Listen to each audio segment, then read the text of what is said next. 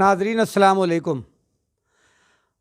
आज मैं अरशद जमाल आपकी बात यूट्यूब चैनल से, लेकिन आज मैं आपसे एक अपील लेकर आया हूँ। जनता के ज़रिए, आवाम के ज़रिए, देशवासियों से एक अपील लेकर आया हूँ और एक अनुरोध करना चाहता हूँ और चाहता हूँ कि आप इसमें सहायता करें ताकि मेरी आवाज़ सरकार के कानों तक पहुँचे।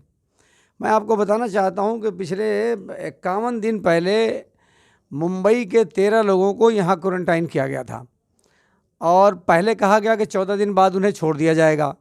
फिर उसके बाद कहा गया कि 28 दिन समय बढ़ गया क्वारंटाइन का, 28 दिन बाद छोड़ा जाएगा। और अब कहा जा रहा, पहले कहा गया कोई रिपोर्ट आनी बाकी है, वो रिपोर्ट भी आ गई। अब कहा जा रहा है कि उसका वेरिफिकेशन होना बाकी है। मुंबई के वो सारे लोग हैं, 13 लोग।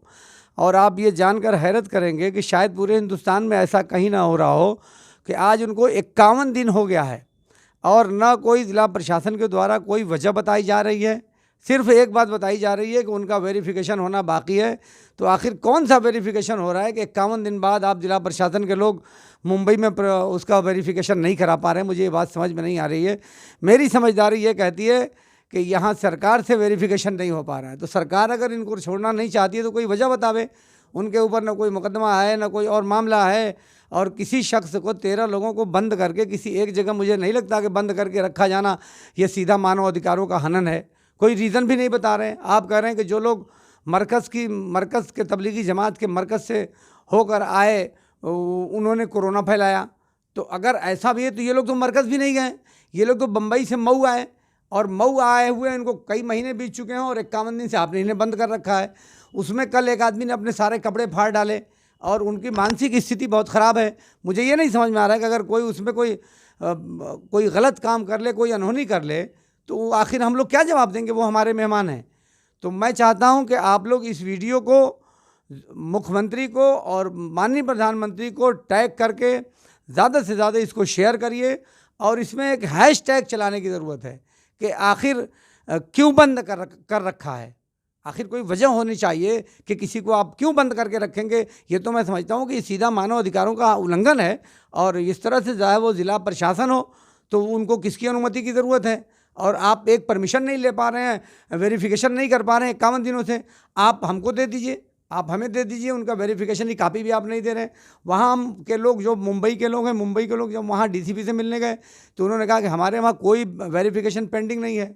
तो मैं समझ ही नहीं पा रहा हूँ कि इन लोगों में अधिकारियों से जब भी हम लोग बात करने गए, यहाँ की जो मुस्लिम तंजीमें हैं उनको लेके गए, जो नॉन मुस्लिम तंजीमें हैं उनको लेके गए, यहाँ के जो विधायक हैं उनसे 2-2 मरतबा कहा गया, डीएम साहब से कई मरतबा मिला गया, कप्तान साहब से मिला गया, मगर कुछ समझ ही में नहीं आ रहा है कि आखिर उनको 51 दिनों से किस जुर्म में।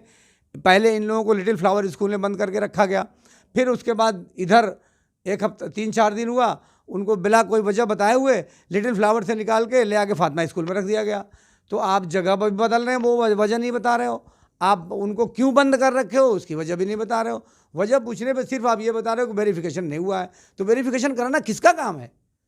अगर सरकार की तरफ से ऐसा कुछ कहा गया है तो मैं सरकार के माननीय मुख्यमंत्री जी से अनुरोध कर रहा हूँ कि इतना बड़ा पाप मत करें आप लोग।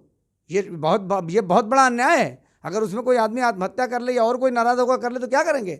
51 दिनों से आपने बंद कर रखा है उन लोगों को एक कमरे के अंदर और उनका कोई वजह भी नहीं बता रहे क्यों बंद कर रखा है। भाई कोई वजह बताइए ना कि क्यों बंद कर रखा है। अगर उनको क्वारंटाइन करना था, 14 दिन मुद्दत पूरी हो गई, 28 दिन पूरी हो गई, अब 51 दिन हो गया तो क्यों आप बंद करके रखेंगे उन्हें? तो मैं ये पूरे देशवासियों से अनुरोध करना चाहता हूँ कि मैं नहीं समझता कि पूरे देश में ऐसा कहीं हो रहा होगा कि कुछ लोगों को बंद करके बिना रीज़न बताए हुए 51 दिनों तक उन्हें बंद करके रखा जाए।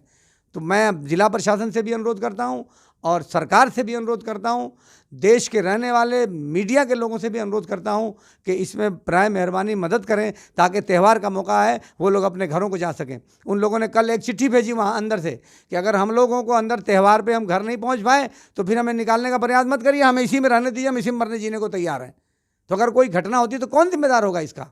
तो मैं उम्मीद करता हूँ कि जो लोग भी इस वीडियो को देखेंगे इसको ज़्यादा से ज़्यादा शेयर करेंगे और यूट्यूब चैनल जो हमारा आपकी बात है, अगर आप उसको देख रहे हो तो उसको सब्सक्राइब करिए और घंटी का बटन दबाइए और इस पर हैशटैग चलाने की ज़रूरत है। मैं इसको अभी उसको टैग करूंगा माननीय मुख्यमंत्री जी को और आप लोगों से अनुरोध है कि इसको हैशटैग चलाकर इसको ज़्यादा से ज़्यादा लोगों तक पहुंचाने का प्रयास करें। बहुत बहुत धन्यवाद।